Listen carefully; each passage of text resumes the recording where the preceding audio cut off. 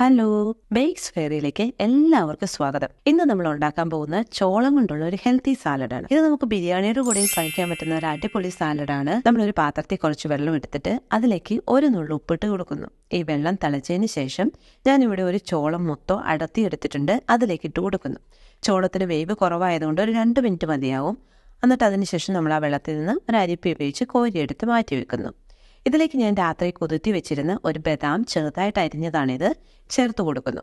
ഇനി നമുക്കിതിലേക്ക് വേണ്ടത് പുളിയില്ലാത്ത തൈരാണ്. ഞാൻ ഒരു 1/2 കപ്പ് തൈര് എടുത്തിട്ടുണ്ട്. അപ്പം നിങ്ങൾക്ക് ഇഷ്ടാനുസൃതം തൈര് ചേർക്കാം ഇതിലേക്ക്. പക്ഷേ ഒരു കാര്യം ശ്രദ്ധിക്കുക, ഇതിലേക്ക് നമ്മൾ ഉപ്പിട്ട് കൊടുക്കരുത്. ഉപ്പിട്ട് കൊടുത്താൽ തൈര് പെട്ടെന്ന് ലൂസാകും. ഇതിലേക്ക് ഒരു നുള്ള് ഉണക്ക മല്ലിയിലയാണ് ഇട്ട് കൊടുക്കുന്നത് നമ്മൾ. എന്നിട്ട് ഇത് നമ്മൾ നന്നായിട്ടൊന്ന് ഇളക്കി കൊടുക്കുക.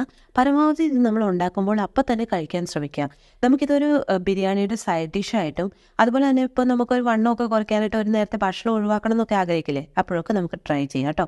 അപ്പൊ നിങ്ങൾ എല്ലാവരും ട്രൈ ചെയ്യണം. വീഡിയോ ഇഷ്ടമായ എന്നെ സപ്പോർട്ട് ചെയ്യണേ. അപ്പോൾ താങ്ക്സ് ഫോർ വാച്ചിങ്. ഇനി ഒരു അടിപൊളി വീഡിയോ ആയിട്ട് നമുക്ക് കാണാം.